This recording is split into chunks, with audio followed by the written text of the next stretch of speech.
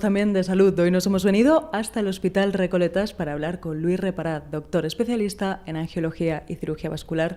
Doctor, muchísimas gracias por atendernos. No, muchas gracias a ustedes. Muy buenas.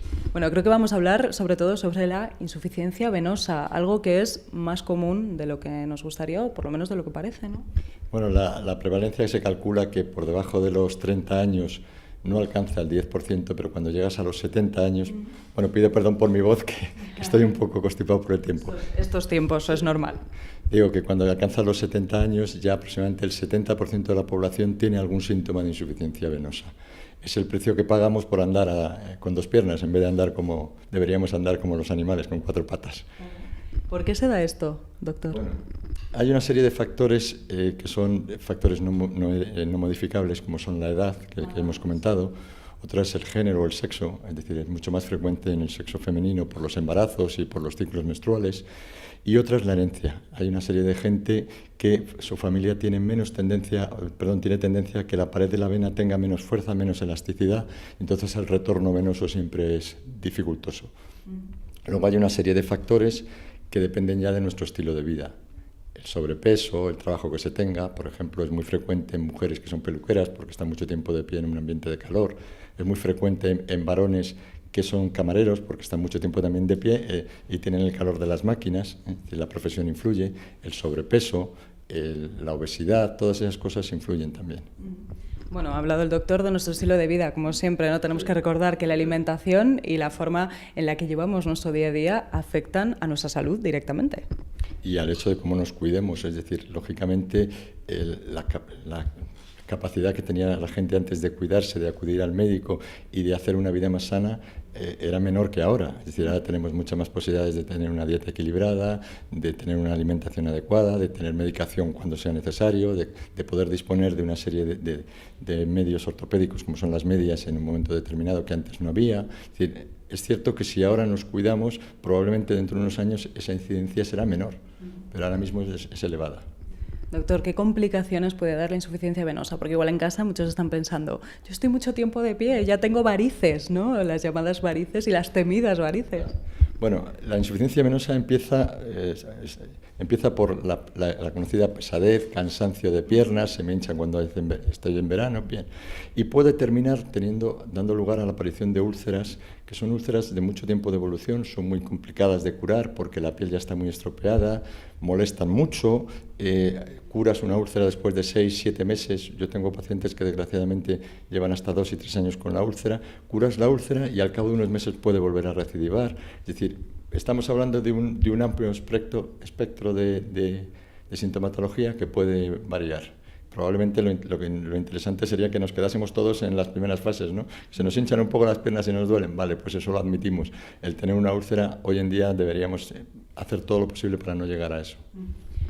Y ahora sí, ¿cómo se pueden prevenir? Porque claro, las personas que pasan mucho tiempo de pie, pues ya se van viendo, ¿no?, que me va saliendo una pequeña variz o ya se me va hinchando venitas, ¿no? Y quiero prevenir eso para que, como bien ha dicho el doctor, no vaya a más. ¿Qué podemos hacer? Bueno, pues ahí entraríamos, como no podemos modificar ni la edad, ni el sexo, ni la herencia, pues tendremos que modificar todo lo otro. Lo primero, siempre tener un peso adecuado, siempre es indicado para todo en medicina, desde las rodillas por la artrosis hasta la tensión y por supuesto también para la insuficiencia venosa.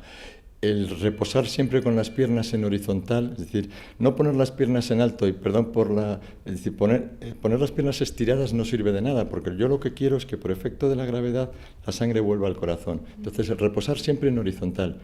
Siempre que tengamos esa sintomatología, lo mejor es tumbarnos en la cama, tumbarnos en el sofá un ratito. Bien, eso ayuda mucho. En las mujeres, por ejemplo, los embarazos, pues desde el primer momento del embarazo, procurar vigilar el peso, no pasar entre 7 y 10 kilos, 11 como mucho en un embarazo.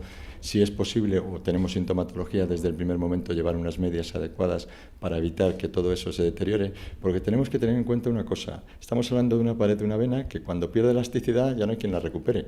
Entonces, todo lo que hagamos para intentar evitar que se pierda siempre va a ser positivo a lo largo de la evolución. Entonces, pues lo que estaba diciendo, el ejercicio, no ganar peso, llevar las medias siempre nos va a ayudar. Y con el ejercicio quiero decir una cosa.